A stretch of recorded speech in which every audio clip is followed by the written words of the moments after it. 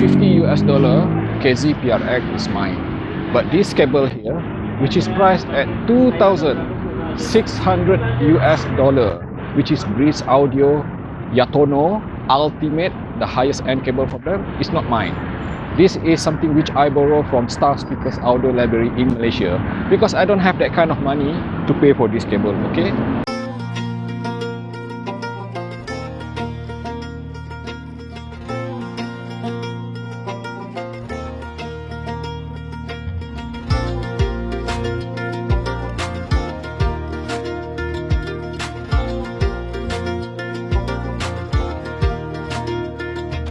KZ has been into this magnetic planar business for quite a while already.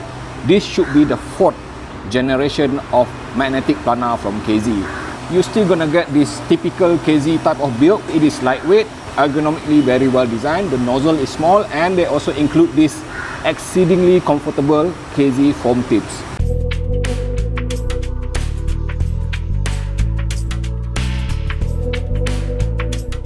You can expect one thing from this KZ PRX. It is very comfortable. I have been wearing it like for 2 hours now, and there's no hint of fatigue or any kind of abrasiveness, and the KZ foam tip also seals really well. Like, I am not hearing any kind of ambient noise much at all leaking in. So I would say that comfort, seal factor, superb with this PRX. Being a magnetic planar, you can expect that this KZ PRX, just like many other magnetic planar, would scale really well with power.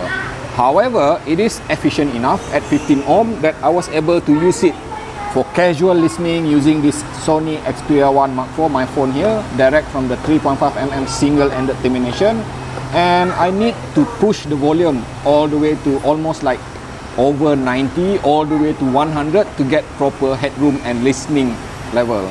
Once I scale it with something super powerful like this iBasso DX340 here, then I am hearing this PRX literally sing.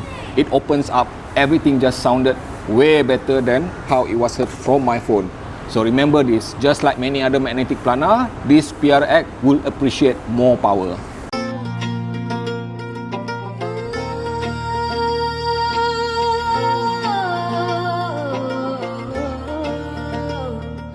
Like I mentioned earlier, KZ PRX is the 4th iteration of, or 4th generation of KZ magnetic planar. Almost for 3 years now, KZ has been developing at least at around 6 magnetic planar now. Everybody would probably know KZ PR1, KZ PR2, and even PR3. Among the many KZ PR series, I really love KZ PR2. So, how does this PRX pitch into that picture? Let me just go straight to the point. This is perhaps, without a doubt, the very best yet so far coming from KZ when it comes to magnetic planar. If I were to compare them from my memory, anything from KZ PR1 all the way to KZ PR3. I love this HiDis MP145. And I also have been using this Luxury S12 2024 very regularly. Simply put, the way I look at it, when I listen to this, it is already like 90% the sort of sound quality and performance which I am hearing from this Luxury S12 2024. Being a magnetic planar, you can expect the sort of sound and performance which equates to, like, you know, very fast transient speed, very resolving, analytical, yet it is also smooth and musical sounding, which is something which was missing in KZ PR3 especially. This thing is nowhere near being bright. In fact, I would even say that Luxury S12 2024 or even this HiDis MP145 would appear brighter sounding because they do offer a bit more of extension in the upper frequency and a bit more energetic. This one instead sounded smooth with the upper frequency. So you can expect micro detail, macro detail, all very well presented in such a way that I think it would even be appealing for people who are treble sensitive. And the mid-range itself, surprisingly, it is colored, but it is rich and immersive. The kind of frontal mid-range. It is definitely still a V sound curve the way I'm hearing it, but I would say that the kind of presentation of the mid-range would be appealing to people who love female vocal, especially contralto type, deep-chested type, or even male vocal, which is baritone type. This is one of the very best vocals so far coming from KZ. Just like many other well-tuned V sound curve, you're gonna get punchy, fast, and very tidy mid-bass, very well extended sub-bass as well. The balance between the lower frequency mid-bass and sub-bass is very well defined. It is simply suitable for any type of music. Anything from electronic, rock, metal, you name it, blues, this thing is super versatile. Aside from being highly resolving, analytical and musical, it is also very wide and open sounding. Yes, this is one of the key things which I really love about this PRX. It is very airy with the soundstage itself. It does present the kind of spatial staging which I would consider as more towards like being traditional stereo rather than holographic, because the focus is a bit more on the left and the right. So if you love something which is, let's say, for gaming, this might not be so suitable, but if you love traditional stereo sound, this is it.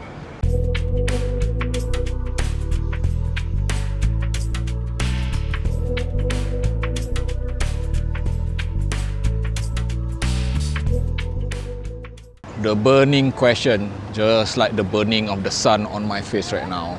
How does a $50 IEM perform when attached to super expensive $2,600 Brise Audio Yatono Ultimate cable here?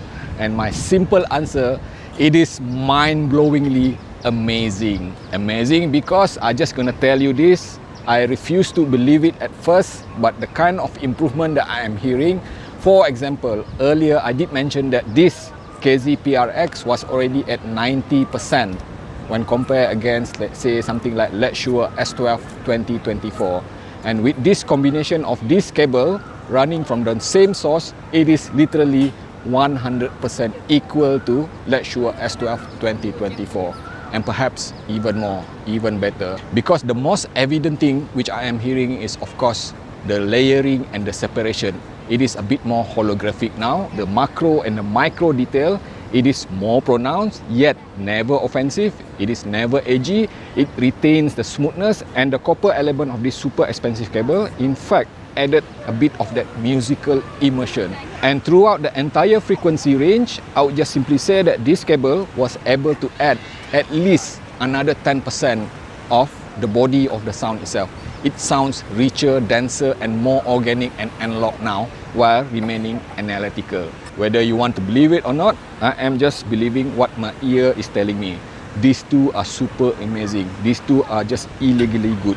Last but not least, I like to remind you, just because I am doing it does not mean that I am recommending it, okay? How you want to spend your money is none of my business.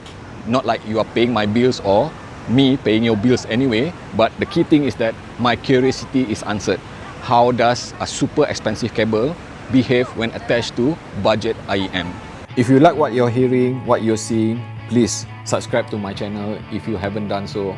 And also please take a moment to click like here. It will really help me out. It is free, by the way.